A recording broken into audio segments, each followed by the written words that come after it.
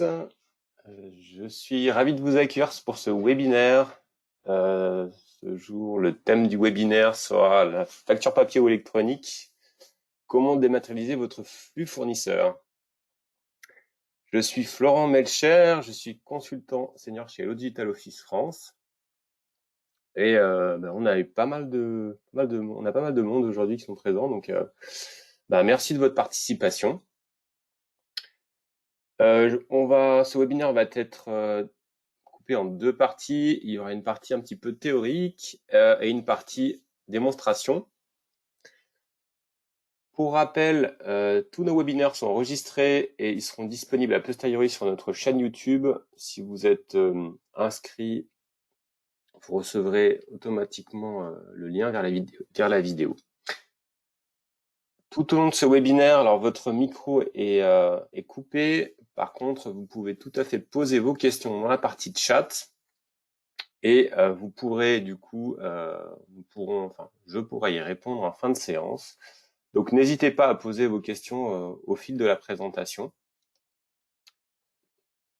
Je vous propose de démarrer sans plus attendre la présentation.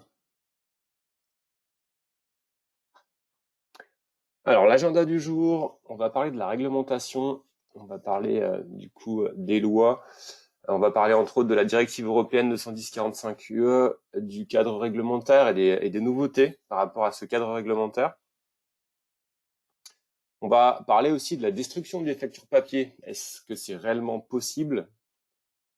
Une fois qu'on aura abordé les sujets réglementaires, on va passer à la partie Hello. On va voir quel est le périmètre de l'offre Hello et plus particulièrement les business solutions, la business solution Hello Invoice et une démonstration de cette business solution.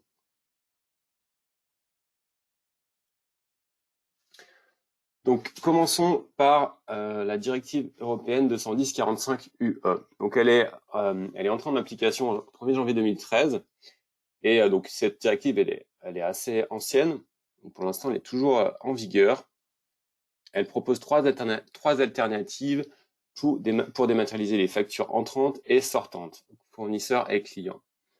Ces trois alternatives sont le fait de pouvoir émettre ou recevoir une facture au format PDF simple avec une piste d'audit fiable. PDF simple, c'est, on va dire, la partie assez classique. Vous recevez souvent vos factures par email au format PDF. Donc, c'est très souvent des formats PDF simples, donc un fichier PDF que vous allez pouvoir visualiser.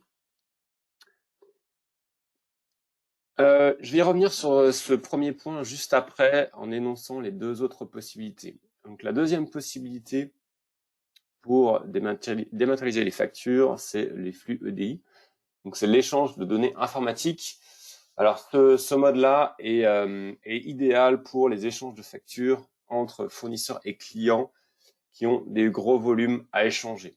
Souvent, le flux EDI, il est émis par un système informatique et il est reçu par un autre système informatique. Ce sont des formats qui gèrent des multipages et qui sont là pour traiter du volume. Et ce ne sont pas forcément des formats qui sont humainement lisibles. Enfin, le troisième cas de figure, c'est le PDF signé avec une signature électronique. Donc le PDF signé, c'est un petit peu le même principe que le PDF simple. Vous avez un fichier PDF en tant que tel. À l'intérieur de ce PDF, il y a une signature électronique. Dans ce cas-là, la piste d'audit fiable n'est pas nécessaire pour l'émetteur. Alors, pour faire une petite parenthèse sur ce qu'est une signature électronique, un PDF signé avec une signature électronique, en fait, cette signature électronique est embarquée dans le PDF très souvent. Elle va vous permettre d'identifier la personne qui a émis ce PDF. Elle va permettre aussi de vérifier que ce PDF n'a pas été falsifié ou modifié. Donc, elle garantit ces deux choses. Maintenant, je vous ai dit que je revenais sur la notion de PDF simple et piste d'audit fiable. Alors, la piste d'audit fiable, qu'est-ce que c'est? Alors, c'est communément appelé la PAF. Alors, la PAF, en fait, elle va permettre de garantir le lien entre la facture PDF simple et l'opération commerciale qui a été réalisée. La PAF, elle va pouvoir contenir des informations du type rapprochement commande, livraison en lien avec la facture ou les contrats qui sont en lien avec la facture. La PAF doit être documentée. C'est-à-dire qu'il faudra mettre en place des contrôles internes chez vous pour que cette piste d'audit fiable puisse être contrôlée et que le contrôleur fiscal puisse valider de votre sérieux par rapport à cette documentation qui est mise en face de cette PAF. La piste d'audit fiable, elle est obligatoire aussi pour les factures papier. Et enfin, la piste d'audit fiable, elle concerne toutes les entreprises. Car aujourd'hui, il n'y a aucune entreprise qui fonctionne uniquement en EDI et uniquement en PDF signé. Donc la piste d'audit fiable, elle concerne finalement toutes les entreprises existantes. Ensuite, si on regarde le cadre réglementaire, les évolutions, alors on a l'ordonnance 2014-697. Cette ordonnance, donc c'est une ordonnance sur les lois françaises. Elle précise que les entreprises qui contractualisent avec les établissements publics, les collectivités, les services de l'État, transmettent leurs factures sous forme électronique par le biais d'une plateforme qui est Chorus Pro. Cette ordonnance, en fait, elle est en tout cas, le texte est en application depuis le 1er janvier 2020 pour toutes les entreprises. Ce qui a eu en fait un calendrier d'étalement. Et du coup, la dernière étape est en vigueur. Et du coup, à partir du 1er janvier 2020, toutes les entreprises sont concernées, y compris les micro-entreprises. Donc, ça va des grandes aux micro-entreprises. Enfin, une directive européenne, ensuite plutôt une directive européenne qui est la 2014-55/UE. Dans le cadre des marchés publics, elle a rendu la facture électronique obligatoire à partir de janvier 2020. Et enfin, la petite nouveauté par rapport à des précédentes présentations que nous avons pu faire, c'est l'article 153 de la loi de finances 2020. Cet article envisage de rendre obligatoire la facturation électronique entre les entreprises. Donc, on n'est plus dans le cas des entreprises vers le public, mais là, d'une entreprise à une autre entreprise en B2B, à compter de janvier 2023. Concernant cet article 153, donc il devrait voir le jour, et il y a aussi un calendrier en fonction de la taille de l'entreprise.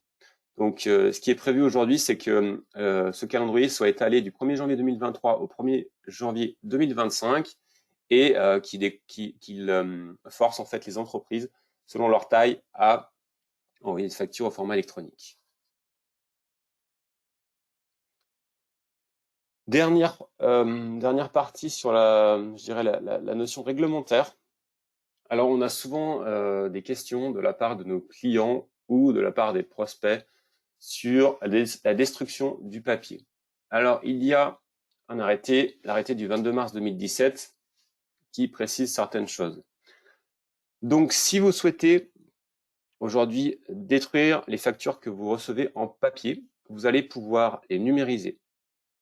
Vous les numérisez et pour qu'elles puissent être détruites, il faut suivre ces quelques recommandations. Il faut mettre en application en tout cas ces recommandations qui sont précisées dans cet arrêté.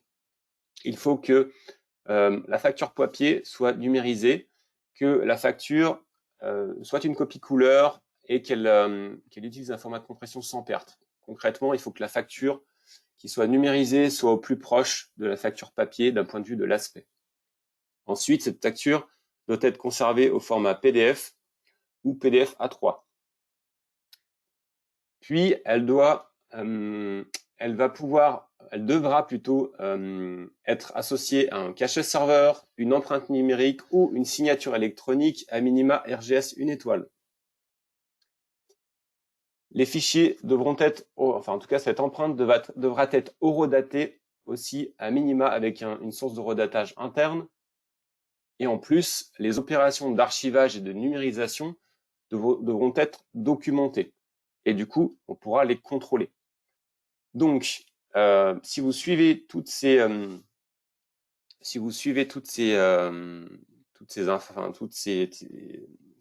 points qui sont décrits dans cet extrait, vous pourrez détruire le papier.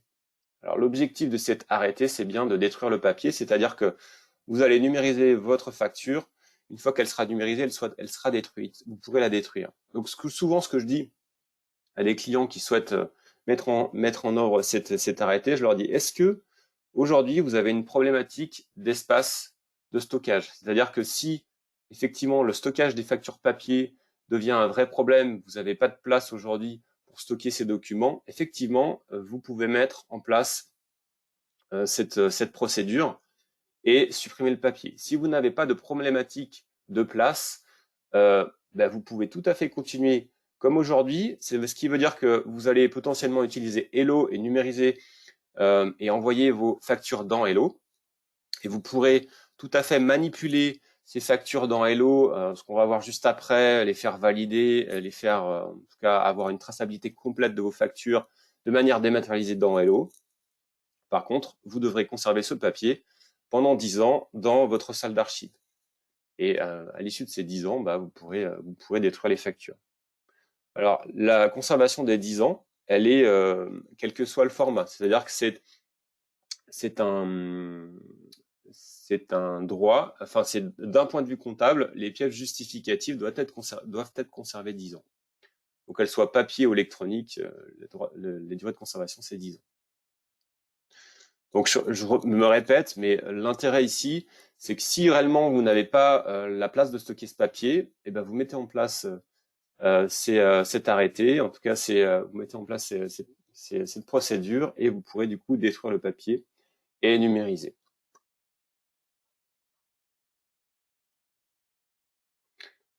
Donc, maintenant, je vais vous parler du périmètre de l'offre Hello Invoice.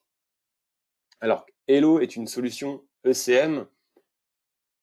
Une solution ECM, ça va offrir différentes fonctionnalités. Dans la plateforme Hello, on a un vertical qui va nous permettre de traiter les factures. Dans ce vertical de traitement des factures, on va être en capacité de traiter différents canaux d'entrée. Les canaux d'entrée qui vont pouvoir être traités, ce sont les factures papier qui seront numérisées, ce sont les factures PDF ou TIFF, ce seront aussi les factures qui sont des factures PDF signées électroniquement, et aussi les factures X, qui est un nouveau format. J'en reparlerai ultérieurement dans la présentation. Donc ces différents canaux d'entrée vont pouvoir être traités dans la solution. Dans notre solution, nous avons ce qu'on appelle une solution de lecture automatique de documents, c'est-à-dire qu'on a une technologie d'extraction d'informations sur les factures qui vont permettre d'extraire les informations d'entête et de pied de facture, qui vont permettre d'extraire les lignes articles, qui vont permettre aussi de faire du rapprochement commande et livraison. Ce système, il est multilingue, multidevise, multi-taux de TVA, et il est complètement intégré dans notre workflow de traitement.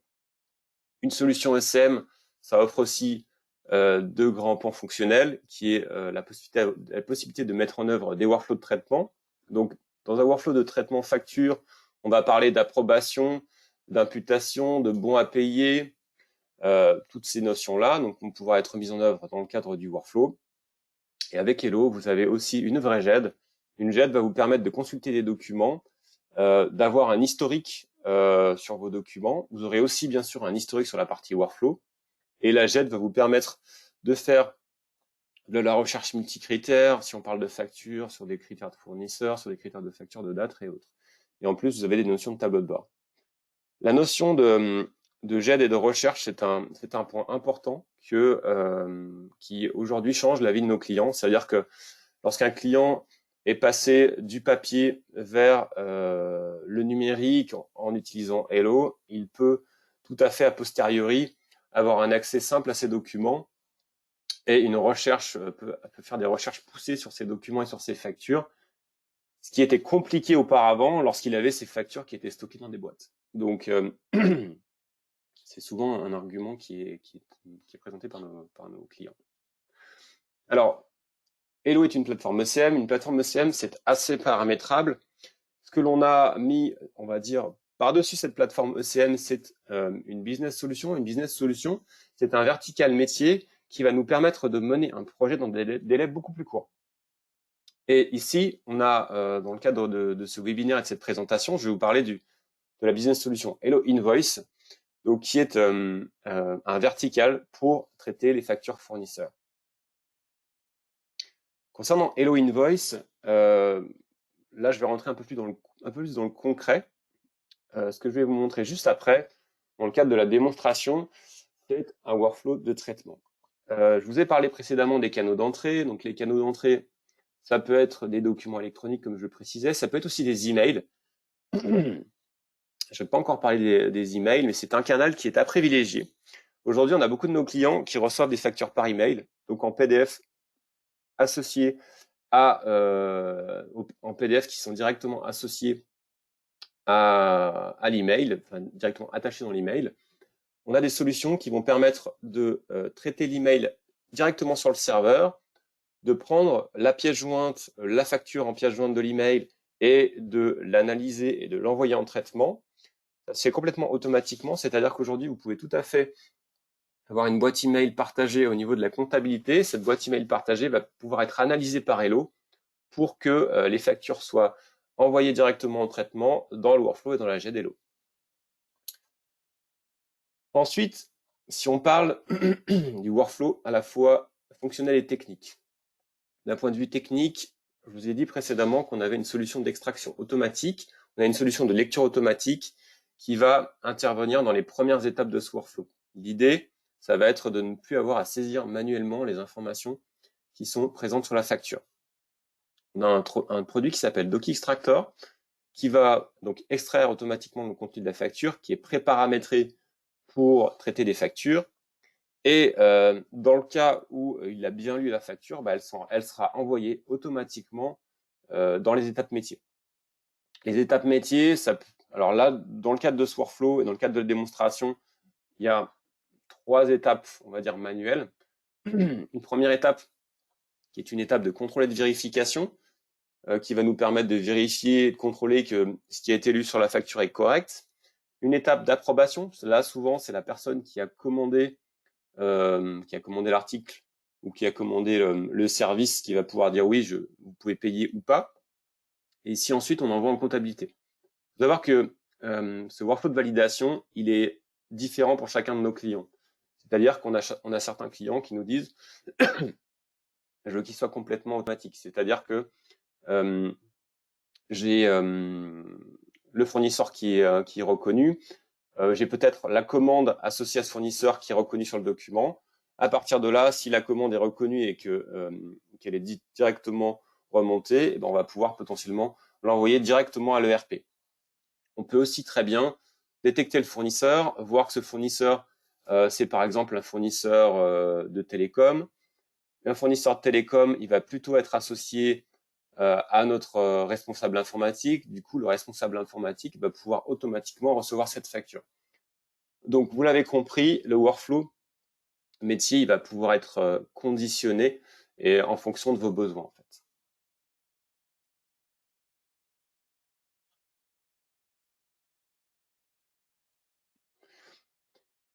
Ensuite, donc ici dans ce que vous voyez à l'écran, il y a 3 étapes: contrôle et vérification, approbation et comptabilité. Les autres étapes sont des étapes automatiques, c'est-à-dire que souvent ce qu'on fait en fin de workflow, on envoie les informations à l'ERP, soit à l'ERP la compta, soit à l'ERP en lien avec les commandes. Et très souvent aussi, on attend un acquittement, c'est-à-dire que on attend que l'ERP nous dise oui, j'ai bien reçu les factures en question, ou non, je n'ai pas reçu, et potentiellement nous renvoie des codes erreurs. En transverse de tout ça, on a un tableau de bord qui va nous permettre de suivre l'avancement des factures. Vous verrez qu'on a des tableaux de bord qui sont plutôt métiers, plutôt pour les directeurs financiers. On a des tableaux de bord qui peuvent être fonctionnels, superviseurs et autres. Donc on verra ça dans le cadre de la démo. J'ai une question, j'ai vu une question passer concernant que veut dire ECM. ECM, ça signifie Enterprise Content Management.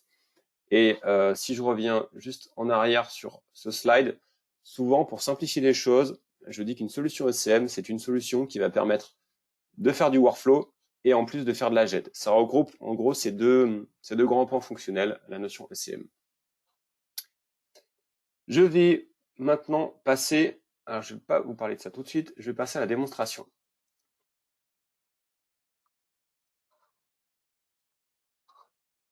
Ok. Dans le cadre de cette démonstration, on imagine que nous avons un copieur multifonction. Toutes les entreprises ont un copieur multifonction. Sur ce copieur multifonction, on a paramétré une touche facture hello. Et du coup, on a un répertoire qui va recevoir les factures qui ont été numérisées par notre copieur multifonction. Ici, je vais volontairement prendre plusieurs factures. Celle-ci, voilà. Je vais les copier et les envoyer ici dans ce répertoire. Le répertoire, en fait, il est analysé par Hello et ces factures vont être automatiquement envoyées en traitement. C'est par ce biais-là souvent c'est comme ça que ça fonctionne souvent chez nos clients, c'est-à-dire qu'ils numérisent leurs documents sur un copieur multifonction. Dans le cas où nos clients ont un volume de factures qui est conséquent, on va pouvoir tout à fait aussi mettre en place un scanner documentaire dédié pour que les factures soient automatiquement envoyées dans Hello. Donc ce qu'on verra par la suite, c'est que ces factures vont être lues. Préalablement, ce que j'ai fait, c'est que j'ai alors, la solution de lecture automatique de documents, elle est basée sur un système d'apprentissage automatique. Cet apprentissage automatique, il a pour rôle de vous éviter d'avoir à saisir des informations. C'est-à-dire que si le système est bien paramétré, les factures sont lues automatiquement et donc vous n'avez pas à compléter les informations, elles sont lues par le système. Si ce système d'apprentissage automatique est bien paramétré, on va pouvoir lire en automatique 80 ou 90% des factures qui sont lues par le système. Ici, dans le cadre de la démonstration, ce que j'ai voulu faire, c'est que j'ai enlevé l'apprentissage automatique sur un fournisseur en question, qui est SCFR, et la plupart des autres factures devraient être lues en automatique, on va le vérifier par la suite. Avant de vous montrer ça, je vais vous expliquer un petit peu les écrans Hello. Donc là, je vais me connecter avec un utilisateur qui s'appelle Christophe Bouvier, qui fait partie du service comptabilité. On va pouvoir connecter Hello à votre annuaire d'entreprise. On va pouvoir avoir aussi une connexion automatique, c'est-à-dire que vous n'aurez pas à renseigner automatiquement le login mot de passe. Donc là, j'arrive sur la page d'accueil de l'utilisateur Christophe Bouvier. Sur cette page d'accueil, vous avez différentes choses. Vous avez sur la partie gauche des tuiles. Vous avez sur la partie centrale un fil d'actualité. Ensuite, sur la partie droite, vous allez pouvoir retrouver les documents et les workflows qui ont été lancés récemment. Déjà, le fil d'actualité, qu'est-ce que c'est? Le fil d'actualité, c'est un ensemble d'informations qui va nous permettre d'échanger entre les collaborateurs d'une même entreprise, entre les collaborateurs de la société qui a Hello. Et ici, vous voyez qu'il y a tout un tas d'informations. Ces informations qui sont présentées ici sont des informations qui ont été générées automatiquement dans le cadre d'un workflow. Mais on peut très bien, je vais voir si j'en ai plus bas. Ici, par exemple, ça, c'est une information qui a été rédigée. C'est-à-dire que un utilisateur, Robert, a mentionné Christophe, donc moi, et lui a dit que le contrat était à la signature. Donc un fil d'actualité, enfin un post dans le fil d'actualité, il est souvent associé à un utilisateur, mais il est surtout associé à un document ou à un contrat dans ce cas-là, ou à un dossier qui est présent dans la JET. Donc si je cliquais ici, j'irai directement vers le contrat en question. Sur la partie gauche, les tuiles. Au niveau des tuiles, il y a différentes catégories de tuiles. Il y a des tuiles d'accès au plan de classement qui vont nous permettre d'avoir accès aux dossiers sous dossier. On a des tuiles de recherche qui vont nous permettre d'accéder à la recherche. Et que ce soit pour les tuiles de plan de classement ou des tuiles de recherche, on va pouvoir aussi faire des tuiles favorites. Des tuiles favorites pour le plan de classement, ça veut dire qu'on va pouvoir accéder à une sous-partie du plan de classement simplement en cliquant sur la tuile. Une recherche favorite, c'est un utilisateur qui aura pu créer une tuile de recherche favorite, une recherche qu'il fait de manière récurrente et qui va l'éviter de ressaisir ses critères de recherche. On a des tuiles de tâches. Les tuiles de tâches sont liées à nos fameux workflows. Ces tuiles de tâches, de la même manière, on va pouvoir filtrer ces tuiles de tâches, on va pouvoir avoir des tuiles de tâches génériques ou des tuiles de tâches spécifiques. Donc par exemple ici, j'ai isolé les tâches qui sont liées aux factures fournisseurs. J'ai isolé aussi les tâches qui sont liées à du RH et toutes les autres tâches se retrouveront dans la tuile tâches standard. Ensuite, au niveau des tuiles, on a des tuiles en lien avec des tableaux de bord. On va le voir par la suite. Il y a d'autres typologies de tuiles, mais je vais m'en arrêter là. Si je clique sur le plan de classement, quand je vais sur le plan de classement, donc un plan de classement, comme je le disais, c'est un ensemble de dossiers sous dossiers au bout duquel on va retrouver un document. Ce document, il va pouvoir être consulté ici Donc là, j'ai ouvert un document qui s'appelle, qui est une facture FIBA. Tout à l'heure, vous savez, j'ai glissé-déposé un certain nombre de documents dans un répertoire. En fait, les documents que j'ai glissé-déposés se retrouvent ici, se retrouvent directement dans ce dossier qui s'appelle à traiter. L'idée, c'est que les factures, dès qu'elles sont numérisées, elles sont accessibles en GED. Elles sont accessibles en GED, ça veut dire qu'on va pouvoir déjà les consulter. On va pouvoir les consulter et on va pouvoir aussi avoir accès à quelque chose qui est important dans une GED, ce sont les métadonnées. Si je viens ici et je clique sur métadonnées, on peut voir ici qu'on a un certain nombre d'informations qui sont présentes. Ces informations, elles sont renseignées. Alors, il n'y a pas de magie, je vous rassure, ces informations, elles ont été renseignées par l'outil de lecture automatique de documents. Dans ces différentes factures, il y a des factures qui ont été lues automatiquement et d'autres qui n'ont pas été lues automatiquement. Par exemple, la facture SFR, je vous ai dit que j'avais supprimé les données d'apprentissage. Et ben, ce qu'on peut voir ici, c'est que les métadonnées n'ont pas été remontées.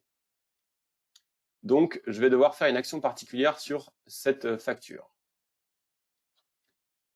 Cette action particulière, elle s'appelle le vérifieur. Le vérifieur, c'est une action qui est liée à l'outil de lecture automatique de documents, l'outil qui va nous permettre d'extraire le contenu des factures.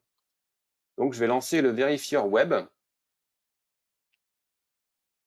Et normalement, dans ce vérifieur web, je devrais retrouver deux factures. J'ai une facture SFR pour laquelle cette facture, j'ai supprimé les données d'apprentissage, et une autre facture qui est une facture pour lequel j'ai une commande associée. Donc ça, c'est une facture frais généraux, ça, c'est une facture achat marchandise. Je vais commencer à vous expliquer le principe sur la facture frais généraux. Donc je clique sur ma facture SFR. Donc concrètement, ça, c'est une facture qui n'a pas été apprise. Ce qu'on peut voir, c'est qu'on a pas mal d'informations qui sont malgré tout déjà renseignées sur le document. Alors, pour revenir un petit peu sur comment ça fonctionne. DocExtractor, il va pouvoir donc détecter automatiquement les informations de la facture. Il voit en fait la facture comme un ensemble de mots. Ici, il ne voit pas la facture comme un document PDF, mais plutôt comme un ensemble de mots. Et il va faire une première chose, c'est qu'il va être capable de détecter la société et de détecter le fournisseur. Pour détecter la société ou détecter le fournisseur, il utilise une technologie qui s'appelle Top-Down Search, qui va lui permettre de faire une recherche floue. La solution Hello va avoir besoin de vos données fournisseurs, c'est-à-dire qu'on va associer soit associer votre comptabilité et votre liste de fournisseurs à Hello, soit on va aller directement importer votre liste de fournisseurs dans Hello pour pouvoir faire détecter ces informations. Et ici, ce fournisseur SFR a été remonté automatiquement. Donc là, c'est ce qui est présent dans votre table fournisseur au niveau de la compta. Et en fait, ce qu'on peut voir, c'est qu'il est allé piocher sur le document. On voit du turquoise ici. En fait, il est allé piocher sur le document différentes informations. Donc ces informations, il les recherche de partout sur le document et il a un mécanisme de pondération. Et au-delà de 80%, au-delà de la pondération 80%, il va mettre automatiquement ce fournisseur en vert. Ensuite, ce sont les données de pied de facture. Donc là, il a détecté une date. Bah, apparemment, elle n'est pas bonne. Donc je vais aller renseigner la bonne date. Il a détecté le numéro de facture. Là, il est bon, mais il est en bleu, donc il faut lui confirmer. Au niveau des montants, il a bien lu les choses, il a un doute sur la devise, donc on va pouvoir lui confirmer. Par cette action, en fait, le fait d'avoir validé, alors j'ai utilisé le clavier et la souris dans les deux cas, j'ai appris la facture. C'est-à-dire que la prochaine fois que cette facture XFR va être traitée à nouveau, eh ben, elle sera lue automatiquement. Du coup, je ne l'aurai pas à la vérifier. Maintenant, je vais vous montrer un deuxième cas de figure, un cas de figure un petit peu plus complexe. C'est une facture achat marchandise. Donc le principe de détection de société et de fournisseur est identique à tout à l'heure. On va détecter les données de pied de la facture. Donc ça c'est tout bon, ça a été lu. Ensuite, ici, on a une autre chose. Donc je vous disais, on a synchronisé la comptabilité, les données fournisseurs avec Hello. Ici, on a synchronisé une autre partie. On a besoin aussi des données de commande et des détails des articles des commandes. Donc, si ce fournisseur-là est un fournisseur achat marchandise, il faudra qu'on synchronise les données commandes et articles qui sont associés à ce fournisseur. Du coup, si c'est un fournisseur achat marchandise, il va savoir, parce qu'il y a un lien entre ce fournisseur et les données articles et commandes, il va savoir que c'est un fournisseur achat marchandise. Du coup, il va aller regarder s'il trouve une ou plusieurs commandes qui sont associées à ce document. ici, on peut voir qu'il a trouvé un numéro de commande. C'est-à-dire que là, vous voyez, sur ce document, il a trouvé le numéro de commande 68708. Donc, par rapport à sa base commande, il a mis sa base commande en face de la facture Lucky Craft, en lien avec ce fournisseur, et il a retrouvé un numéro de commande. Donc, on pourrait très bien avoir plusieurs numéros de commande ici. Dans DocXtractor, on a le rapprochement commande, il peut fonctionner à deux niveaux. C'est-à-dire qu'on peut s'arrêter là, on peut faire un rapprochement commande au global, et ici, il va regarder le total des lignes de la commande. Ce total des lignes de la commande, il correspond à 299,45. Il va regarder si ce montant total des lignes de la commande, donc ça c'est côté ERP compta, si ce montant-là est égal au hors-taxe de la facture. Et vous voyez qu'ici, on a un écart entre les deux. Donc, on a un écart de 2 centimes. Donc, on pourrait tout à fait s'arrêter là. On dit, OK, dans ce cas-là, on a trouvé la commande, on a un écart au niveau de cette commande. Et donc, on pourrait mettre un état et dire, OK, il y a un écart sur cette facture, veuillez le traiter, par exemple, par le service achat. Ici, on est allé plus loin, c'est que ici, on a aussi extrait les lignes articles de la facture. C'est-à-dire qu'ensuite, on peut aller faire du matching ligne à ligne. Dans ce cas, dans le cas standard, il fait un matching ligne à ligne. Il regarde les quantités et le prix total, et il regarde si les quantités et prix total correspondent par ligne. Donc, il a fait un matching entre les détails des articles de la commande et les lignes du fournisseur. Donc, vous voyez ici qu'il a remonté un certain nombre de choses. Ça aussi, c'est lié à des données d'apprentissage. Et du coup, on va pouvoir, ici, dans ce cas-là, remonter les articles. Là, je vais valider ma facture en appuyant sur Entrée. Donc, si je reviens ici, si je reviens ici sur mes factures à traiter, ce qu'on peut voir ici, c'est que j'ai ma facture SFR qui n'était pas apprise, donc qui a été à contrôler. Toutes les autres factures ont bien été lues correctement, et je peux vous le montrer par le fait que les informations sont bien remontées. Donc, toutes les autres factures sont bien lues. Si je reviens rapidement sur ce slide-là, ici, vous voyez, j'ai fait l'extraction automatique d'informations DocXtractor. Donc, le but de cette étape, c'est que ce soit vu en automatique. Et ensuite, on va faire des actions métiers. Une première étape de contrôle et de vérification. Ensuite, approbation et ensuite comptabilité. C'est ce que je vais vous montrer maintenant dans le cadre de cette présentation. Du coup, je vais aller, si je retourne sur mes tuiles ici, vous voyez que je retrouve mes tâches factures. J'ai plusieurs factures à traiter.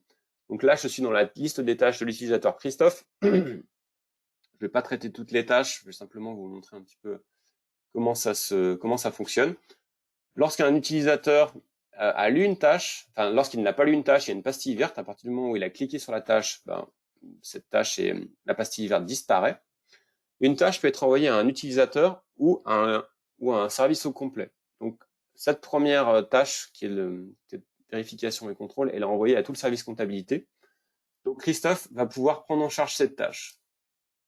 Le fait de prendre en charge cette tâche, elle disparaît en fait des autres manettes de tâches du service comptabilité.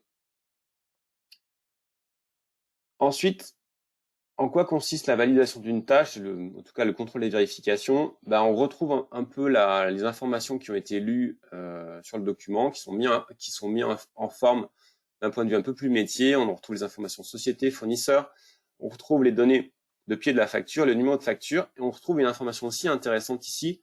On a une détection de doublons. C'est-à-dire que si une facture pour le même fournisseur, même numéro de facture et même date a déjà été traitée, il va nous alerter et nous mettre un petit message en jaune. On va pouvoir cliquer sur le document pour aller directement sur cette facture. Ici, dans le cadre de cette étape de validation, je vais devoir désigner l'approbateur. Là, je vais envoyer cette facture à Guy. Et c'est la seule action que j'ai à faire dans ce cas-là. Ce que je disais tout à l'heure, c'est que cet approbateur, il pourrait être désigné automatiquement par une condition par rapport au fournisseur, par exemple SFR, responsable SFR, c'est une facture informatique, donc on l'envoie au responsable IT. Là, c'est manuel. Je transmets pour approbation. Ça me positionne automatiquement sur l'étape d'après. J'accepte la tâche parce que c'est une tâche au service comptabilité. Et j'envoie aussi cette tâche à Guy. Donc, c'est aussi simple que ça. Ensuite, je me déconnecte. Et si je me connecte cette fois-ci avec Guy,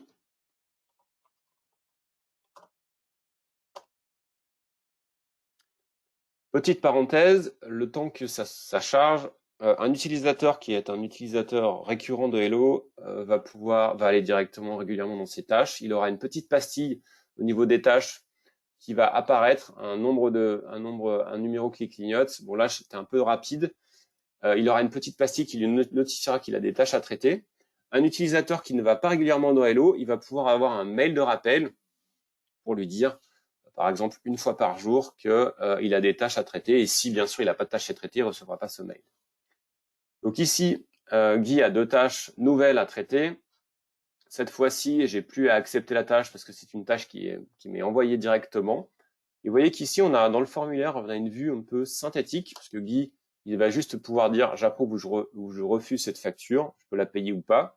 Il y a une vue synthétique de l'information. Si Guy n'est pas en capacité de valider ou il a besoin de demander une information complémentaire, il pourrait tout à fait faire appel à un de ses collègues pour envoyer aussi cette facture à une autre personne. Et il pourrait aussi préimputer. Dans ce cas-là, au niveau de la démo, on a associé à des centres de coûts, on a associé au compte comptable, c'est-à-dire que là, on a récupéré ça de la comptabilité. On pourrait aussi tout à fait préimputer des informations par rapport à des conditions. Donc là, Guy va simplement approuver. Et la deuxième facture, qui est une facture avec commande, vous voyez qu'ici, on a un peu plus de choses. On a le détail des lignes qui est remonté de la facture. Et je vous montrerai juste après qu'on va pouvoir aussi retrouver les informations de commande. J'aurais dû vous le montrer avant, mais je ne l'ai pas fait. Donc là, je vais approuver cette facture aussi. Donc là, c'était la deuxième étape, l'approbation. Et cette fois-ci, si je reviens, du coup, parce que Christophe fait partie de la compta, la dernière étape de traitement, c'est vers Christophe.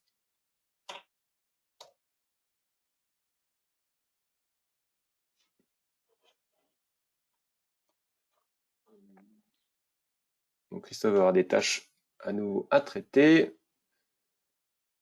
Je vais y aller directement. Voilà, vous voyez qu'il y a 2 tâches qui sont en attente de renseignement comptable qui sont ici. Donc c'est une tâche qui va être envoyée à tout le service aussi. Je l'accepte. Ici, je n'ai rien de particulier à ajouter. Je pourrais encore venir faire des modifications imputées ou autres, mais je ne vais pas le faire. Ce que je voulais vous montrer, c'est dans cet écran une facture achat marchandise. On a aussi en partie basse le détail des commandes. Le détail des commandes, on va pouvoir avoir accès à la liste des commandes qui sont associées à ce fournisseur. Donc là, on peut aussi toujours faire appel aux données qui ont été synchronisées avec la compta, avec le RP. De la même manière, ici, on va avoir derrière la possibilité d'avoir la liste de tous les fournisseurs, la liste de toutes les sociétés. On propose à chaque fois des listes dynamiques qui font avec des aides à la saisie pour aller beaucoup plus vite. Et donc ici, la dernière étape, je transmets à l'ERP. Concrètement, derrière, ça envoie à l'ERP. L'ERP, dans le cas présent de mon environnement de démonstration, ça génère un fichier qui est un fichier XML. Je peux même vous montrer d'ailleurs. Le but, c'est que ce fichier il soit injecté directement dans l'ERP, dans la compta. Le format de ce fichier, il est tout à fait paramétrable. Ça peut être du XML, du CSV, ça peut être de l'envoi web service, ça peut être un fichier plat. Je dirais qu'on a tous les cas de figure avec nos clients. Et ce fichier, après, il ressemble à ça. Si je reprends la facture de tout à l'heure, c'était celle-ci, par exemple, la facture achat marchandise. Et le fichier XML ressemble à ça avec les informations de société, de fournisseurs, le détail des lignes, les montants de la facture. On retrouve tout ce qui a été vu, le détail des lignes aussi, le numéro de commande, par exemple. Tout est présent dans le fichier. Si je reviens maintenant sur la partie, je dirais un peu plus GED, cette facture, elle était initialement dans le dossier à traiter. Ce que l'on fait très souvent dans Hello, c'est qu'on déplace la facture dans le cadre du traitement, on la déplace dans d'autres sous-dossiers pour avoir un accès plus facile à l'utilisateur. Donc cette facture, enfin les factures que j'ai traitées, entre autres la facture Lucky Craft, je vais la retrouver ici. C'est cette facture-là, la facture du 10-12. Et cette facture, elle a été classée par fournisseur, la première lettre du fournisseur et le nom du fournisseur. Ce classement, en fait, il est venu se faire automatiquement par paramétrage et il utilise les données d'indexation pour faire ce classement. On a fait aussi du multiclassement, c'est-à-dire que cette même facture, elle est disponible à différents niveaux. On peut avoir accès à cette facture par fournisseur, ce que j'ai montré, par date de facture directement, ou par année et fournisseur. Donc c'est la même facture, mais accessible à différents niveaux du plan de classement. C'est une façon d'accéder à la facture. Ensuite, si je vous montre, donc le plan de classement, pour moi, c'est un mode de recherche à part entière. On peut tout à fait aussi aller voir la partie recherche. Au niveau de la partie recherche, on a ici, par exemple, la possibilité de filtrer, de faire un filtrage par facette. Donc là, je filtre uniquement les factures entrantes. Si je clique sur rechercher, il va me lister toutes les factures fournisseurs qui sont présentes dans le système. Ensuite, j'ai un certain nombre de facettes proposées. Si je veux par exemple ajouter la facette Lucky Craft, donc pour le nom du fournisseur, on peut voir que associé à cette facette, j'ai 3 documents. Donc je le sélectionne et vous voyez que ça me filtre automatiquement mes factures. Après, je veux voir par exemple uniquement les factures de 2015. Ben, je clique là-dessus et je vais encore avoir un filtrage complémentaire. Donc ça, c'était une recherche par facette. Vous allez pouvoir aussi coupler cette recherche par facette à une recherche, je dirais type Google, c'est-à-dire que simplement en tapant des informations dans la recherche, SFR et abonnement par exemple, bah, le système va rechercher, alors sur la facette facture entrante, parce que c'est ce que j'avais pris renseigné, il va rechercher le mot SFR et abonnement. Et vu qu'on indexe la couche full text, c'est-à-dire que lorsqu'on dépose un document dans le système, on analyse le contenu texte de la facture, et ben il va rechercher aussi ces informations directement dans le contenu de la facture. Et du coup, on a 3 factures qui sont présentées. Je vais pouvoir afficher le document. Voilà pour la partie recherche. Donc la recherche, c'est vraiment très puissante. Et du coup, un utilisateur peut facilement créer ses recherches favorites. Le temps file. Je voulais encore vous montrer 2 choses. Un tableau de bord, qui est un tableau de bord qui est lié à la business solution Hello Invoice. Ce tableau de bord, il va me permettre d'avoir les vues des différentes factures qui sont en cours de traitement dans le système. Là, j'active toutes les factures qui sont en cours de traitement. Elles sont présentées en dessous.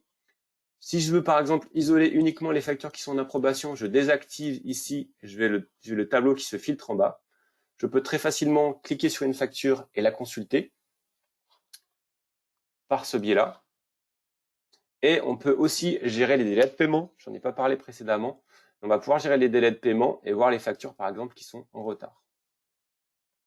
Donc là, je l'ai pas géré dans mon système. On peut aussi très facilement faire une recherche. Si je veux par exemple voir toutes les factures qui sont vers Robert, je tape ma recherche et vous voyez qu'en dessous, il me filtre directement. Donc il recherche sur tout le contenu de mon tableau. Et ici, il me retrouve, l'information est marquée Robert. Donc ça, c'est un tableau de bord qui est propre à la Business Solution Invoice. Maintenant, je vais vous montrer une deuxième possibilité de tableau de bord qui est complètement, dans ce cas-là, paramétrable. C'est un composant qui s'appelle Hello Analytics, qui est un composant standard à Hello, qui va vous permettre de créer vos propres tableaux de bord à partir des données d'indexation. Donc le seul prérequis, c'est d'avoir des données. Dans le cas, c'est un tableau facture fournisseur, donc ce sera le prérequis pour ce tableau, c'est d'avoir des factures qui soient présentes dans le système, qu'elles aient des métadonnées associées, et à partir de là, vous allez pouvoir construire votre propre tableau de bord. Pour vous donner un ordre d'idée, parce que vous êtes formé, ce tableau de bord, vous allez mettre une vingtaine de minutes pour le construire. Aucun développement, ça peut être fait par une personne fonctionnelle. Et chacun des composants est paramétrable et vous pouvez le présenter même sur une interface externe hors de Hello. Donc ce que j'ai fait ici, c'est que j'ai fait un top 10 fournisseurs par rapport au montant des factures. Donc là, il calcule le total des factures par fournisseur. Il vous met aussi le nombre de factures que ça concerne. Donc vous avez ici, par exemple, pour Culverts, vous avez 3132 € de facture. Ici, vous avez un camembert. Ce camembert, en partie centrale, vous avez le nom du fournisseur. Donc ici, par exemple, c'est FIBA. Et en partie externe, on a les états dans lesquels est la facture. Donc on a des factures qui sont en vérification, en approbation et d'autres en comptabilité pour le fournisseur FIBA. Ici, vous avez une vue dans le temps avec un calcul hebdomadaire du coût des factures. Donc par exemple, au 1er avril, on avait pour 12 902 € de factures à payer. Ici, vous avez un nuage de mots. Les factures pour lesquelles il y a le plus de factures, le plus de nombre de fichiers, en fait, sera le mot le plus important. Et en partie basse, vous avez un tableau. Ce tableau, il peut tout à fait être exporté dans Excel et il est aussi paramétrable. C'est vous qui paramétrez les colonnes de ce tableau comme vous le souhaitez. Ce qui est vraiment très intéressant, c'est que cette vue est dynamique. Pardon. Là, vous pouvez cliquer sur un des composants et il va filtrer la totalité des autres composants. Donc là, j'ai cliqué sur le fournisseur Pinozzo et vous voyez que tous mes autres composants sont venus se filtrer et je vois en partie basse dans ma liste de tableaux que j'ai 3 factures Pinozzo avec ces numéros de facture présents. Et du coup, je peux enlever mon filtre par ce biais-là. Voilà pour la partie démo. Je voulais vous montrer enfin un dernier slide et j'en ai presque terminé. C'est ce slide-là. L'idée, c'était de vous présenter dans ce webinaire aussi les petits changements. Donc, il y a un nouveau format de facture électronique. Il y a plusieurs nouveaux formats de facture électronique. Ces formats sont supportés par la business solution Hello Invoice. Hello Invoice, du coup, supporte le format FactureX. FactureX, pourquoi j'ai fait un petit peu un zoom sur celui-ci, c'est que c'est vraisemblablement le format qui sera le plus utilisé en France. Mais on supporte aussi d'autres formats qui sont les formats qui sont sur la partie droite, donc différents formats français ou allemand ou européen ou en tout cas utilisés dans plusieurs pays. Et pour vous donner donner quelques informations sur ce format, alors le format FactureX, c'est la plupart des formats qui sont présentés ici. Donc le format FactureX, c'est un standard franco-allemand de facture électronique. Ce format FactureX, il a l'avantage de pouvoir être consulté en tant que PDF. Donc c'est un PDF en tant que tel. Vous pouvez le voir, le visualiser comme un PDF classique. Et ce PDF, il contient aussi des données à l'intérieur, donc des données XML. Et il va pouvoir à la fois être vu par une personne, par un humain, et ces données XML vont pouvoir être lues automatiquement par un système automatisé, dont Hello Invoice. Ça ressemble à ça. On a une vue PDF sur la partie droite et sur la partie gauche, vous avez une vue de ce qu'il y a dans ce PDF, la vue XML. Et concrètement, en fait, si je fais un petit lien avec mon environnement ici, j'ai ici une facture X qui est là. Hop. Ça, c'est une facture X. Donc, on voit qu'il y a un fichier XML associé. Et ma facture X, je peux la prendre et je peux l'envoyer en traitement de la même manière que les autres. La seule petite différence qu'il y aura avec cette facture, c'est qu'elle ne passera pas par notre outil de lecture automatique de documents. C'est-à-dire que vu qu'elle contient déjà des métadonnées à l'intérieur, le système va la lire, elle va récupérer ces métadonnées, capter ces métadonnées, sans avoir à faire une analyse intelligente, parce qu'on est sûr que les métadonnées sont déjà bonnes. Ce qui fait que il y a peut-être un petit temps de traitement. On va voir si elle est déjà accessible ou pas. Non, pas encore. Mais du coup, elle va arriver. Cette facture, si elle est là. Cette facture donc est arrivée. Et surtout, ce qu'on peut voir, c'est que si je regarde les métadonnées sur ce document, les métadonnées sont déjà renseignées. Donc, c'était pour vous montrer ce que pouvait donner le format FactureX. Du coup, je vous remercie pour votre attention et n'hésitez pas à suivre sur notre site hello.com la partie actualité, les webinaires à venir et bien sûr, vous pouvez voir et revoir sur notre chaîne YouTube Hello Digital Office France ce webinaire et d'autres webinaires sur d'autres thématiques. Merci beaucoup pour votre attention et à très bientôt. Au revoir.